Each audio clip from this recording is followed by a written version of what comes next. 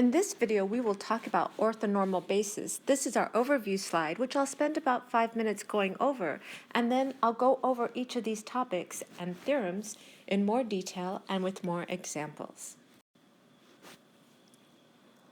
First, we will talk about what it is to have a list of vectors that are orthonormal. So a list of vectors is orthonormal if each vector in the list has norm equal to 1 and is orthogonal to all the other vectors in the list. That is what we mean by orthogonal to all the other vectors. A list E1, E2 up to EM of vectors in a vector space V is orthonormal if the inner product of EJ with EK equals 1 if J equals K and 0 otherwise. We have this theorem concerning the norm of an orthonormal linear combination. So if we have E1, E2, EM as an orthonormal list of vectors in V, then the norm of a linear combination of E1, E2, EM squared is equal to the sum of the squares of the magnitude of the coefficients A1, A2 up to AM. We also have this important theorem that an orthonormal list is linearly independent. Every orthonormal list of vectors is linearly independent, and therefore we get the idea of an orthonormal basis. So an orthonormal basis of V is an orthonormal list of vectors in V that is also a basis, and every normal list of the right length is an orthonormal basis because every orthonormal list of vectors in V with length dimension V by this theorem is linearly independent and therefore, is an orthonormal basis of V. And the whole reason we talk about orthonormal bases is because there's something really nice in that it's easy to write a random vector in your vector space as a linear combination of orthonormal bases. Remember, normally, if we have a basis and we want to express a vector as a linear combination, we have to set up our system of linear equations or our vector equation. We have a matrix, we row reduce it, and finally we can get the coefficients. But here, if we have an orthonormal basis, E1, E2 up to En, and we have a random vector V in our vector space, then we write V as a linear combination of our orthonormal basis, E1, E2 up to En, and our coefficients are simply going to be the inner product of V with each of the basis vectors. So V is equal to the inner product of V with E1 times the vector E1, plus the inner product of V with E2 times the vector E2, up to the inner product of vector V with En times the vector En. And we also have this magnitude or the norm of V squared is equal to the square of all the coefficients. Of course, we often don't have an orthonormal basis that just pops up. So we have this procedure called the Gram-Schmidt procedure, which is a method of turning a linearly independent list of vectors into an orthonormal list. The formula is here, and we will do examples in the main part of our video. And from there, we have these theorems, the existence of the orthonormal bases. So every finite dimensional linear product space has an orthonormal basis, and the proof is simply you take any basis for the space and then apply Gram-Schmidt. Second, we have the theorem, an orthonormal list extends to an orthonormal basis. So suppose V is finite dimensional, then every orthonormal list of vectors in V can be extended to an orthonormal basis. And you do this the normal way. You have your orthonormal list, you extend it to a basis, and then you use Gram-Schmidt. We have this next theorem, upper triangular matrix with respect to the orthonormal bases. Suppose T is a linear operator on V. If T is an upper triangular matrix with respect to some basis V, then T will have an upper triangular matrix with respect to some orthonormal bases. We have Shur's theorem. Suppose V is a finite dimensional complex vector space and T is in the set of linear operators on V. Then T has an upper triangular matrix with respect to some orthonormal bases of V. And finally, we have the Riesz representation theorem. Suppose V is finite dimensional and F is a linear functional on V. That is, F maps from V to the set of scalars. Then there is a unique vector U in V such that F of V, we can define this function, F of V, that takes V and inner products it with U. So we're able to produce this function of v as an inner product with u for every vector in v. And then as part of the proof of the theorem, we find out how to construct this vector u, and it's equal to our linear functional f evaluated on our basis vectors, and we take the complex conjugate, that gives us a scalar, and we use that scalar as coefficients in front of a linear combination of our basis vector e1 up to en. That is f of e1 complex conjugate times e1 up to f of en complex conjugate en. That concludes our overview, so we'll go back up to the top and start in more detail with lists of orthonormal vectors. A list of vectors is orthonormal if each vector in the list has norm equal to 1 and is orthogonal to all the other vectors in the list. Our first example is the standard bases in Fn. We will consider F3, which is E1, E2, E3. The first thing we need to show is that each of these vectors has norm equal to 1. We start with E1, which is equal to 1, 0, 0. The norm of E1 is by definition the square root of the inner product of E1 with itself. So we have the square root of the inner product of 1, 0, 0 with 1, 0, 0. So we have the square root of 1 times 1, which is 1 squared, 0 times 0, which is 0 squared, and 0 times 0, which is 0 squared, which is just the square root of 1 squared, which is equal to 1. Similarly, you can do the calculation and find that the norm of E2 and E3 are also equal to 1. Then the next thing we need to do is look at orthogonality. So we'll start with E1 with itself. Well, E1 dot E1, we've already done that over here, is equal to 1. And that is this condition here. It's orthogonal to all the other vectors. And it's when you inner product with itself, it's equal to 1. So we have E1 with E1 is 1. E1 with E2 is the inner product of 1, 0, 0. E2 is 0, 1, 0. So we're going to get 1 times 0 plus 0 times 1 plus 0 times 0, which is equal to 0. So E1 and E2 are orthogonal. And then E1 with E3 is the inner product of E1, 1, 0, 0, with E3, 0, 0, 1. So we're going to get 1 times 0 plus 0 times 0 plus 0 times 1, which is equal to 0. So E1 and E3 are also orthogonal. So far, so good. E1, its norm is 1, and it's orthogonal to all the other vectors, E2 and E3, in the list.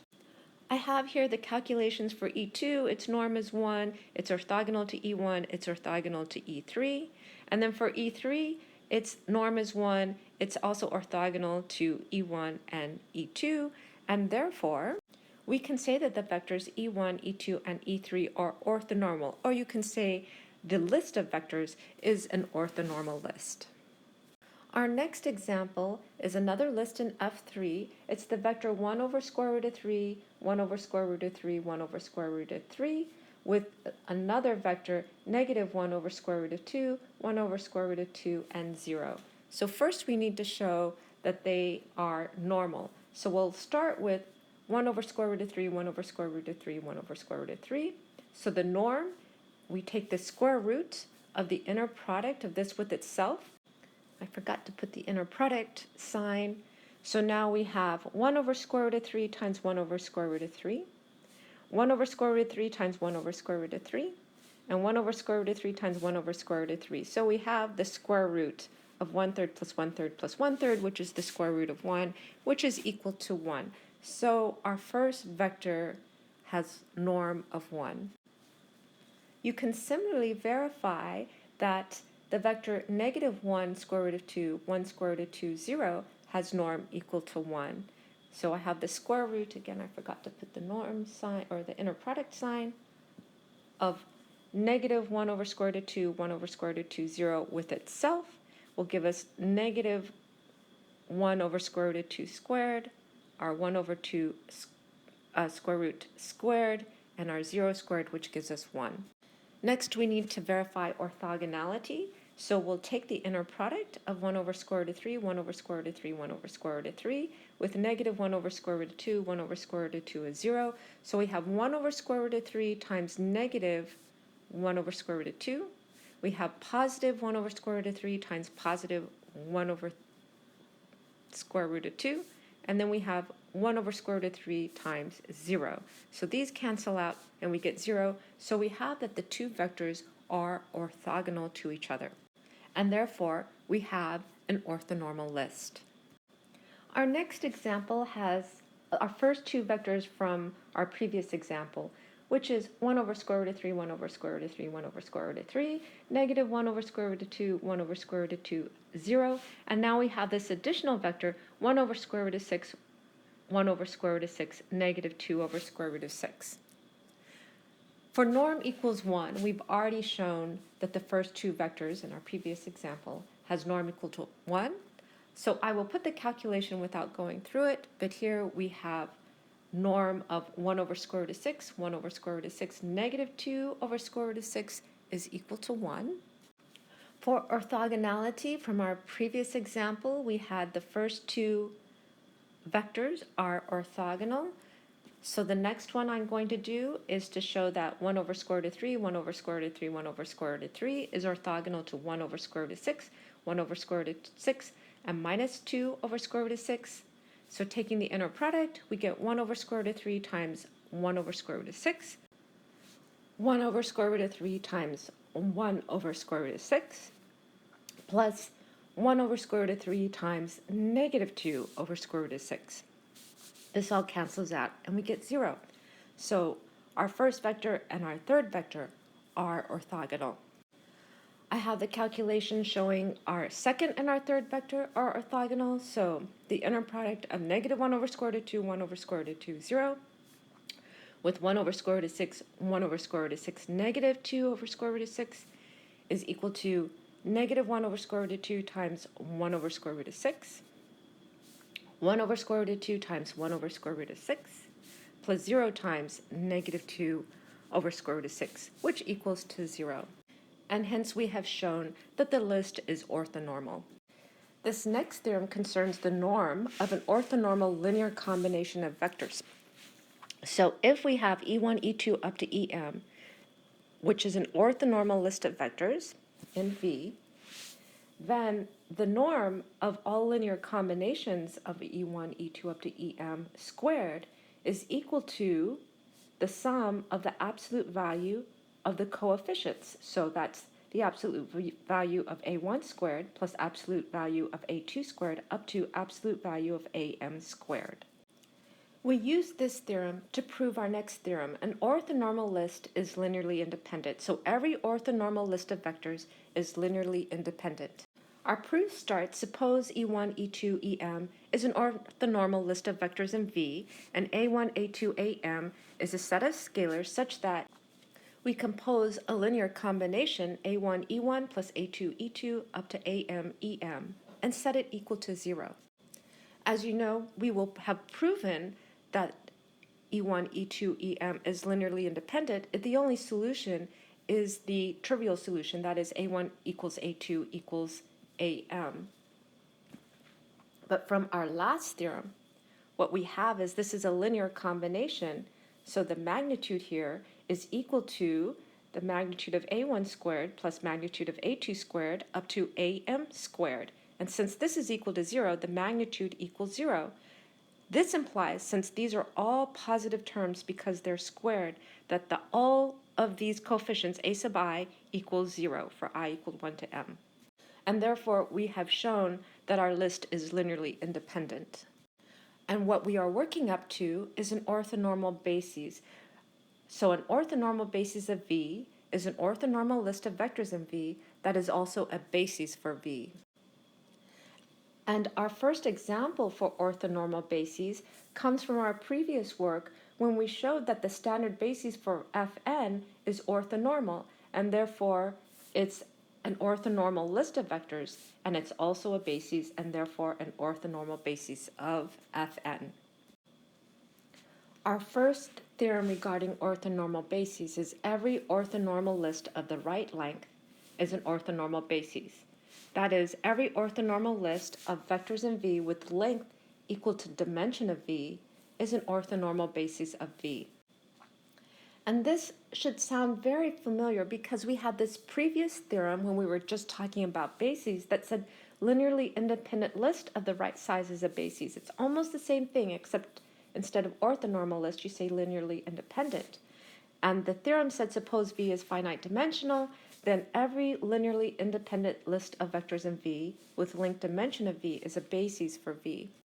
Then really the only thing we're missing to go from this theorem to this theorem is to say that an orthonormal list is linearly independent. But that's the theorem we just proved like 2 minutes ago. So an orthonormal list is linearly independent. Every orthonormal list of vectors is linearly independent. And therefore, we have established the theorem that every orthonormal list of the right length is an orthonormal basis. Our first example of an orthonormal basis is to show that the 1, 2, 3, 4 vectors is an orthonormal basis for F4. Our first vector is the vector 1 half, 1 half, 1 half, 1 half.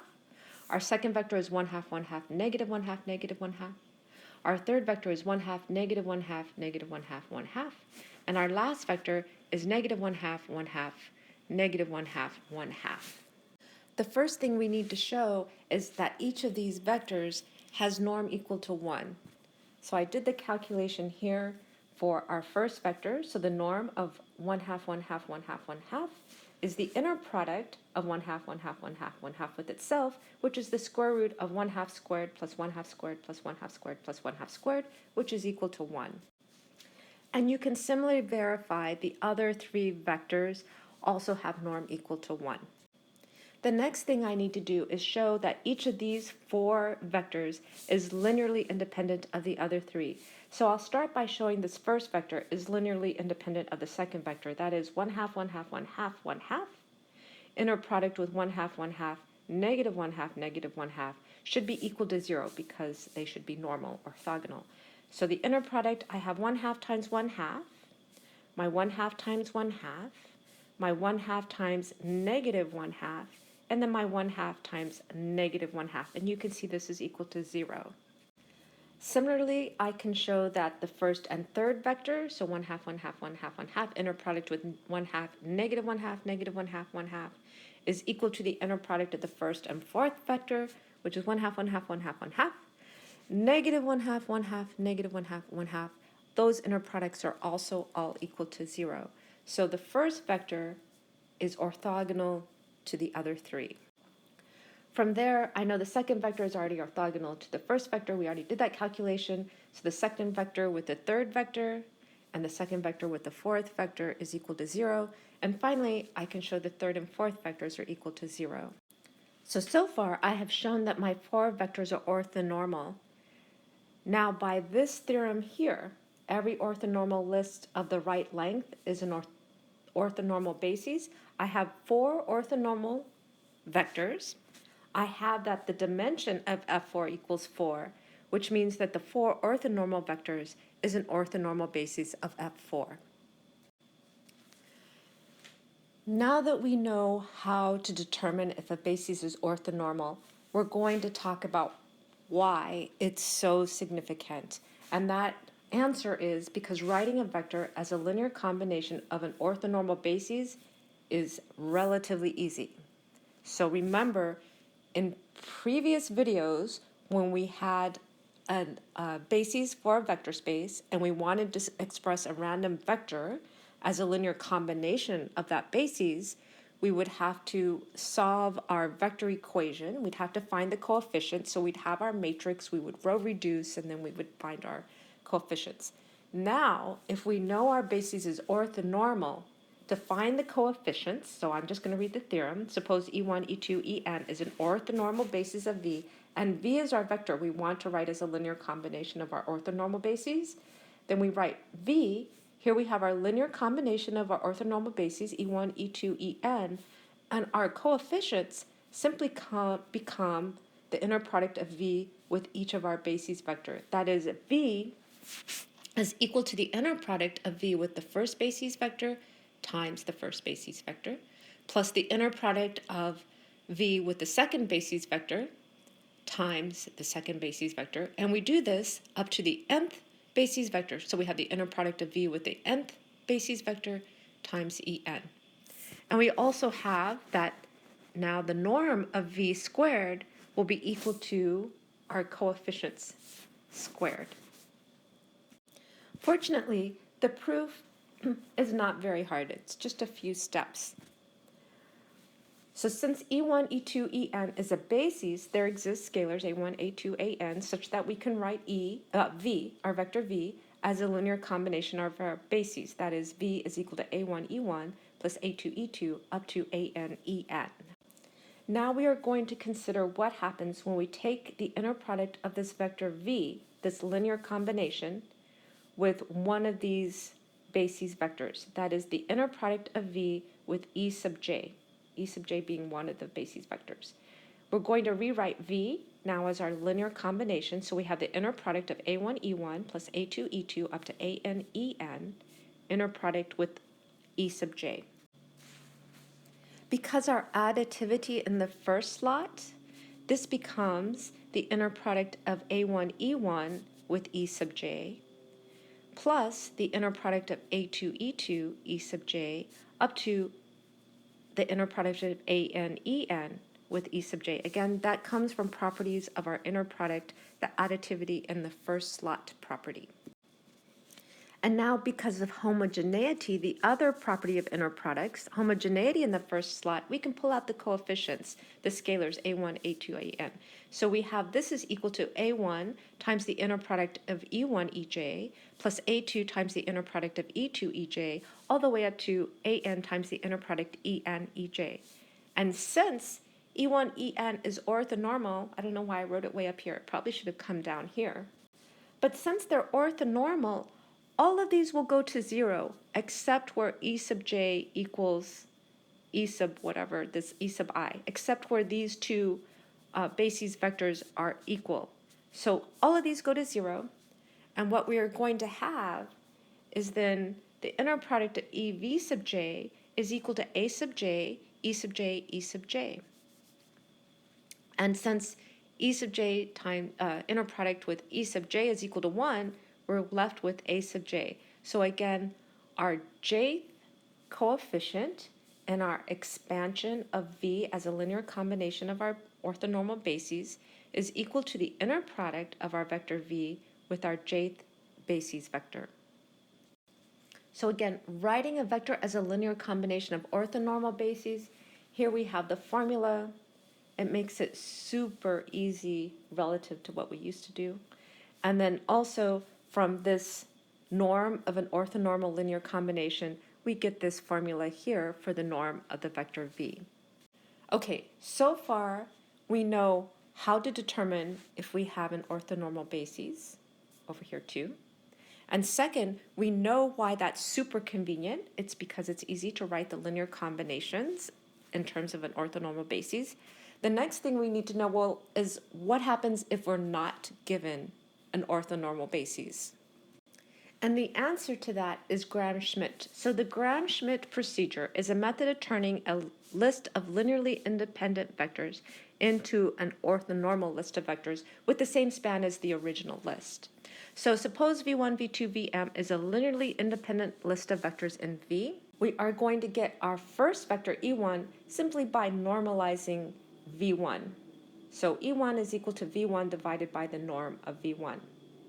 Then for j equal 2, 3, up to m, we're going to define E sub j inductively by E sub j is equal to V sub j minus the inner product of V sub j with E1 times E1 minus the inner product of V sub j E2 times E2 up to the inner product of V sub j with E sub j minus 1 times E sub j divided by the length or the norm of what's on top. Basically, this denominator normalizes or makes this vector length equal to 1. Then E1, E2 up to Em is an orthonormal list of vectors in V such that the span of V1, V2 up to Vj is equal to the span of E1, E2 up to Ej. And here's the Gram-Schmidt procedure. And I'm going to also tell you, like, the formula looks really ugly, but it's really not that bad, because what you look at is E sub j, you take your V sub j vector, and then you subtract out the component of E1. And the component of E1 is E1 times the coefficient, which is just V sub j times E1. We discussed how we found these coefficients. and then you subtract out the component of E2, which is just E2 times the inner product of Vj with E2. And you do that for each of the vectors that aren't E sub j. And this bottom part, if you look at it, it's the same thing as the top part, because the bottom part is simply how we take this vector and make it length 1. And I am not going to prove this theorem, although from the proof, that's where we get this formula. But instead of doing the proof, just in the interest of time, I am going to do an example. And our first example, we're going to find an orthonormal basis for the space of polynomials of degree 2 or less in the real numbers, where the inner product is given by the inner product of polynomial p with q is equal to the integral from -1 to 1 p of x times q of x dx. The standard basis for the space of polynomials p2 over r is equal to 1, x, and x squared. And we want to convert this basis now. It's a linearly independent list because it's a basis.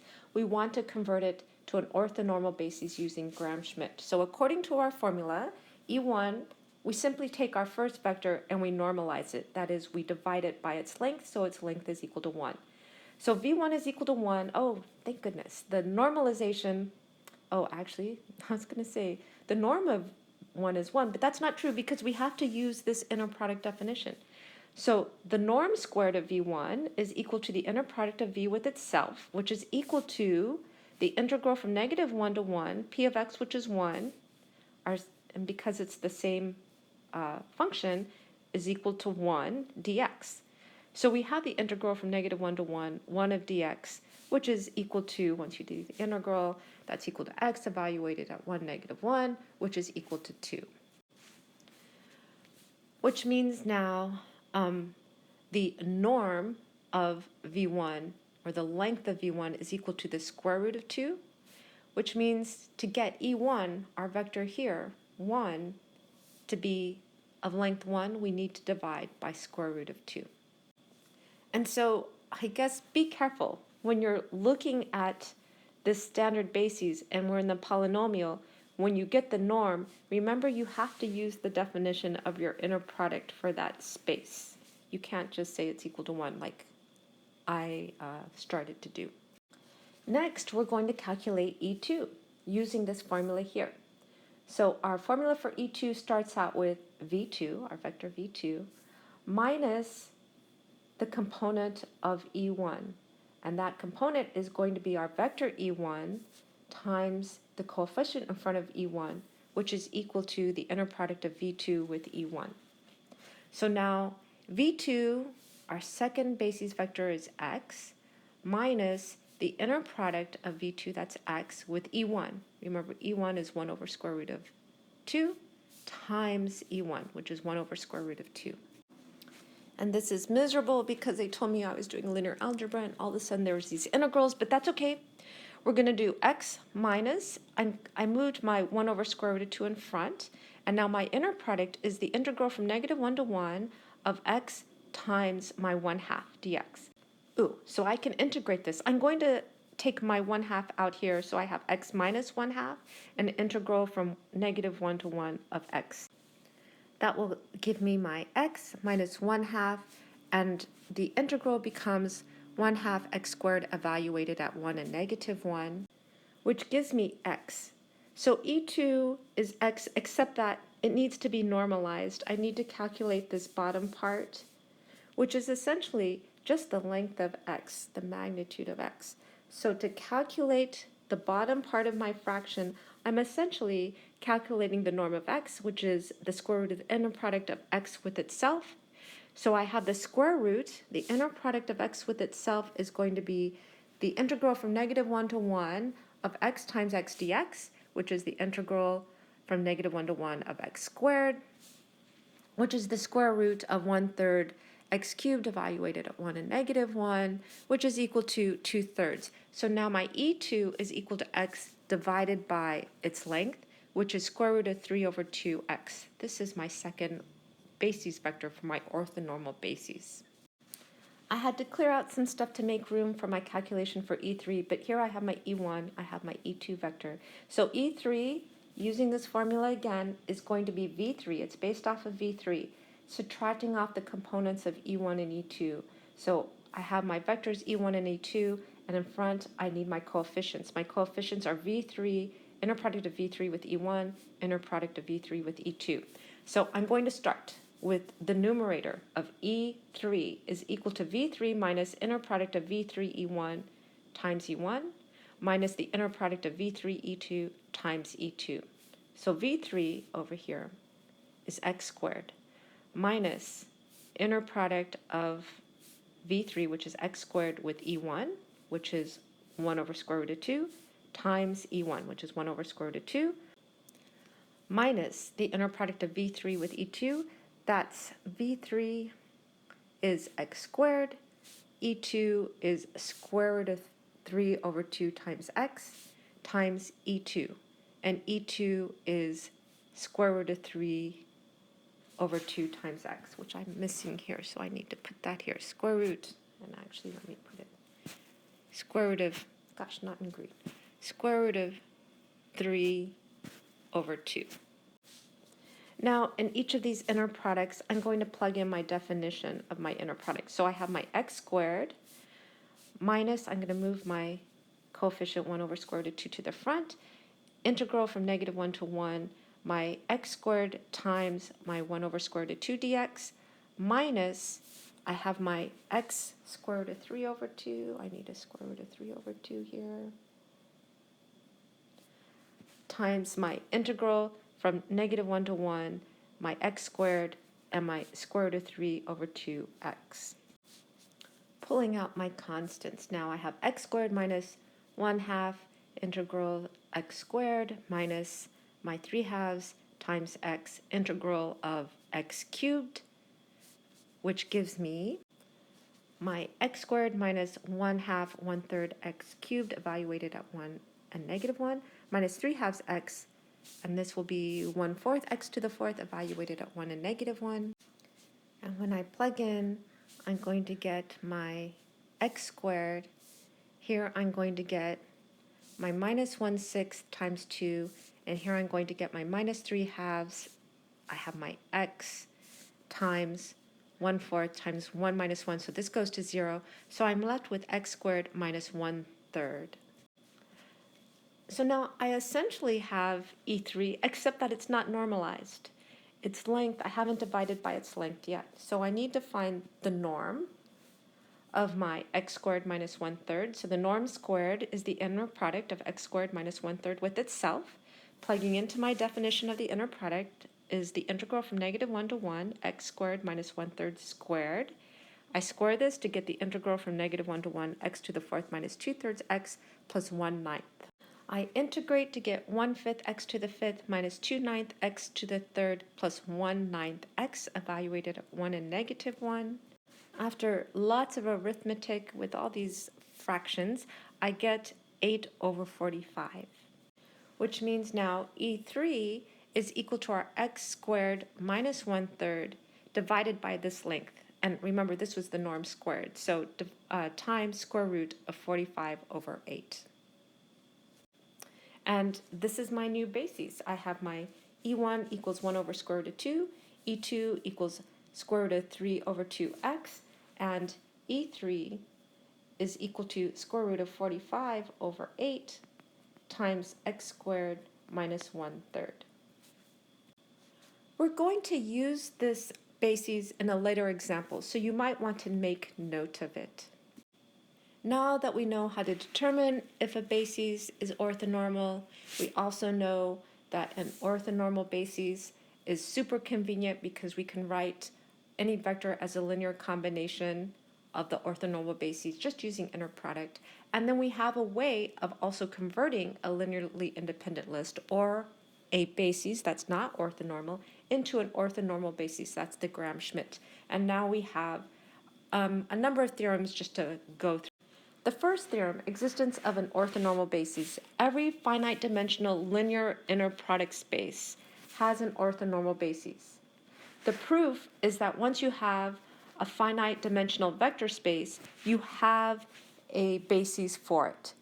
Then to find an orthonormal basis, you simply take your bases, and apply Gram-Schmidt.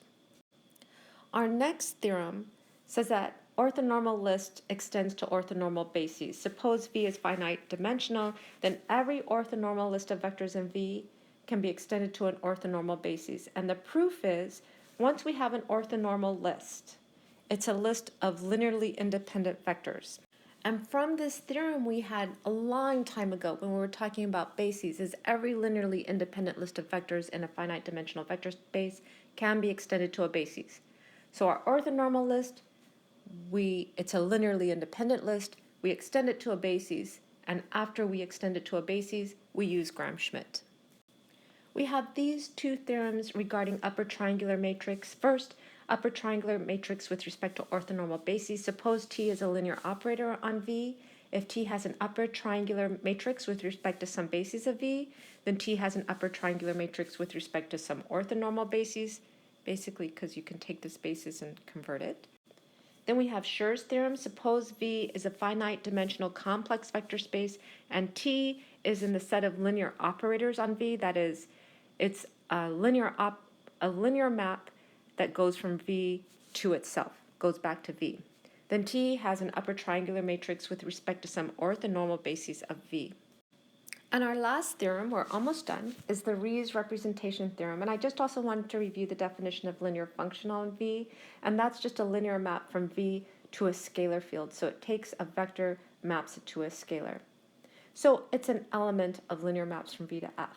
So the Riesz representation theorem says, suppose V is finite dimensional and F is a linear functional on V, then there exists a unique vector U in V such that we can create this function on V. We map V to a scalar by taking the inner product of V with U.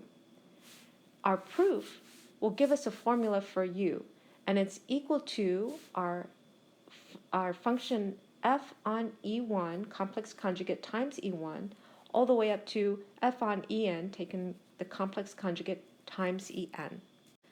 I won't prove this representation theorem, but the proof is where we get this formula here if you want to take a look at the proof.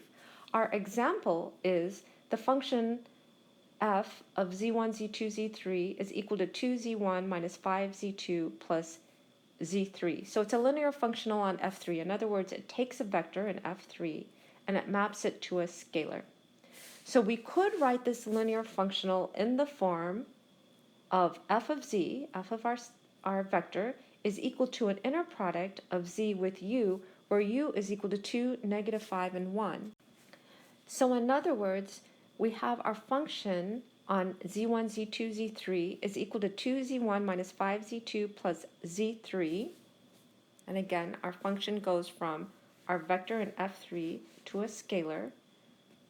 But we can write that function now as the inner product of z with u. That is, the inner product of z1, z2, z3, with u being the vector 2, negative 5, 1. Because when we take the inner product, we get 2 times z1, minus 5 times z2, and 1 times z3. A more complicated example is the function f maps from the space of polynomials of degree 2 or less to the real numbers. And we define f on our polynomial p as the integral from negative 1 to 1, p of t times cosine pi of t. See, it would be easy if we could just say u is equal to cosine of t, but we can't. We can't just do that. And we can't because, remember, u needs to be a vector in V. It needs to be in the space of polynomials, but cosine of t is not a polynomial of degree 2 or less. Now, our goal, again, is to make our inner product, or our integral from negative 1 to 1 p of t cosine pi of t equal to the inner product of v with u, which we want to equal to the integral then of negative 1 to 1 p of t times u of t.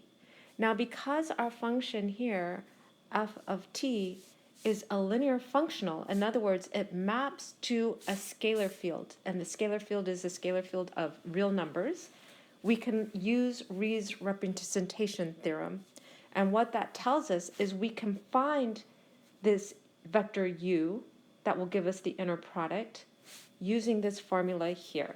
In other words, the Riesz representation theorem will allow us to write f as an inner product of v with u, where u is equal to a linear combination of a orthonormal bases, and the coefficients in front of each basis vector is equal to the complex conjugate of our function evaluated at the orthonormal basis. So u is going to be equal to the complex conjugate of f of e1 times e1 plus complex conjugate f of e2 times e2 plus complex conjugate f of e3 times e3.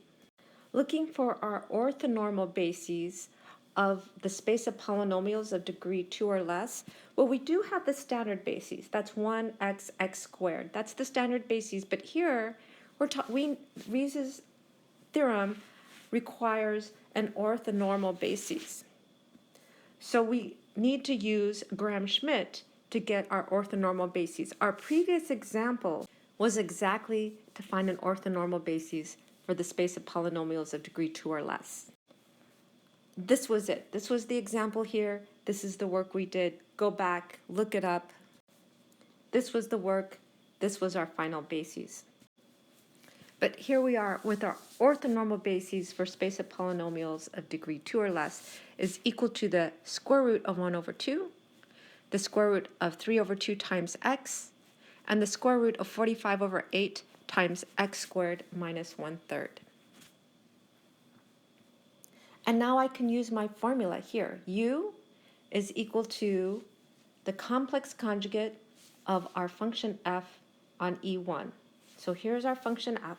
So integral from -1 to 1, our p of t is equal to 1 square root of 2 times cosine pi t dt. And we need the complex conjugate. And then we need to multiply by e1. So e1 is 1/2. Plus, now we're going to do e2. I'm going to use this formula since it has e2. So our complex conjugate of f of e2, plugging in e2, which is square root of 3 over 2x for p of t. So complex conjugate square root of 3 over 2t times cosine pi over t dt times, where are we now? Times our basis vector e2, which is square root of 3 over 2x. And just a note, when I plug into the integral, I change my variable to the variable of integration, but this part over here, the square root of 3 over 2x, that's just e2. At this point, I can go back to my variable x. I'm going to integrate this to get my coefficient. I'm going to have my basis vector. So finally, for e3, again, I'm going to plug in my third basis vector into my function. So it's integral from -1 to 1, my square root of 45, 8 times, again, t squared minus 1/3 cosine pi t. This part, I need to take the complex conjugate, and then I need to multiply by e3, which is square root of 45 over 8, x squared minus 1/3. I'm going to do one more simplification. I'm just going to take my vectors out of my integral just to make it a little more clear. So I'm going to have the 1 over square root of 2. And then this part here, cosine is a real function, so I can get rid of the complex conjugate. So I still have my square root of 1 over 2 cosine pi t dt, plus now I pull out my vector square root of 3 to x, and I have my integral -1 to 1. Also remember our function, our polynomials, they're over the real numbers. So this is real, cosine's real, it's all real. Get rid of the complex conjugate, square root of 3 over 2t cosine pi over t dt. And finally, pulling out my e3 vector, square root of 45 over 8 x squared minus 1/3, integral from -1 to 1, square root of 45, 8 t squared minus 1/3 cosine pi t. And I'm going to leave my answer in this form and not do the integration. To review what we have covered in this video, we talked about orthonormal bases. A list of vectors is orthonormal if each vector in the list has norm 1 and is orthogonal to all the other vectors in the list. We had this theorem concerning the norm of an orthonormal linear combination. So if E1, E2, EM is an orthonormal list of vectors in V, then the norm of any linear combination of E1, E2, EM squared, that is the norm of A1, E1 plus A2, E2 up to AM, EM squared, is equal to the sum of the magnitudes of the coefficients, that is the magnitude of A1 squared plus magnitude of A2 squared up to magnitude of AM squared. We had this theorem, then the orthonormal list is a linearly independent list. So every orthonormal list of vectors is linearly independent. And from there, we talked about orthonormal bases. So an orthonormal basis of V is an orthonormal list of vectors in V that is also a basis for V, with the theorem that every orthonormal list of right length is an orthonormal basis. So every orthonormal list of vectors in V with length equal to the dimension of V is an orthonormal basis of V. So now we know what an orthonormal basis is, how we can determine if a list is orthonormal by the definition or by theorem. We come to how to write a vector as a linear combination of an orthonormal basis. And this is what makes the orthonormal basis so attractive. It's that if you have a random vector V and you want to write it as a linear combination of an orthonormal basis, it's relatively easy compared to what we did when we have a regular basis. So suppose that E1, E2, or En is an orthonormal basis of V, and we have a random vector V in our vector space. Then we can write V as a linear combination of our orthonormal bases, and it will be equal to the inner product of V with the first basis vector times the first basis vector plus the inner product of V with the second basis vector times the second basis vector up to the inner product of V times the nth basis vector times En. In other words, it's a linear combination of the basis vector where the coefficient is equal to the inner product of V with that basis vector, because remember, this inner product gives you a scalar multiple. Okay, so now that we know why orthonormal bases are so attractive, what if we don't have one? Well, we have this process called the Gram-Schmidt procedure, which will turn any linearly independent list into an orthonormal list of vectors with the same span as the original list. So suppose V1, V2, Vm is a linearly independent list of vectors in V. Then our first vector in our orthonormal list, E1, will be equal to the first vector divided by its norm. In other words, we're just going to normalize the first vector. Then for each E sub j afterwards, that's going to equal to V sub j minus V sub j, inner product of V sub j with E1 times E1 minus the inner product of V sub j with E2 times E2 up to the inner product of V sub j, E sub j minus 1 times E sub j minus 1 divided by the norm of what's on top. That is the norm of V sub j minus inner product of V sub j E1 times E1 minus inner product of V sub j with E2 times E2 up to inner product of V sub j with E sub j minus 1 times E sub j minus 1. Then our E1, E2, Em is an orthonormal list of vectors in V, and it has the same span as our original list of vectors. And we did an example of this. And finally, we had a list of theorems. First, the existence of an orthonormal basis. Every finite dimensional linear inner product space has an orthonormal basis. And the proof is essentially every finite dimension vector space has a basis, so you can take that basis and then apply Gram-Schmidt. Our next theorem, orthonormal list extends to an orthonormal basis. Suppose V is a finite dimensional inner product space, then every orthonormal list of vectors in V can be extended to an orthonormal basis. Our next two theorems concern upper triangular matrices. So the first one says an upper triangular matrix with respect to an orthonormal basis. Suppose T is a linear operator on V. If T has an upper triangular matrix with respect to T for some basis V, then T has an upper triangular matrix with respect to some orthonormal basis. We have Shur's theorem. Suppose V is a finite dimensional complex vector space and T is in the set of linear operators on V. Then T has an upper triangular matrix with respect to some orthonormal basis of V. And finally, we have the Riesz representation theorem. Suppose V is a finite dimensional product space and F is a linear functional on V. Then there exists a unique vector U in V such that we can rewrite F as an inner product of V with U.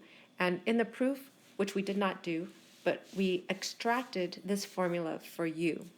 So U is a linear combination of an orthonormal basis, and the coefficient of each basis vector is simply the complex conjugate of F applied to the basis vector. In other words, U is equal to the complex conjugate of F of E1 times E1 up to complex conjugate of F of En times the basis En. And that's it for this video. Thank you for watching.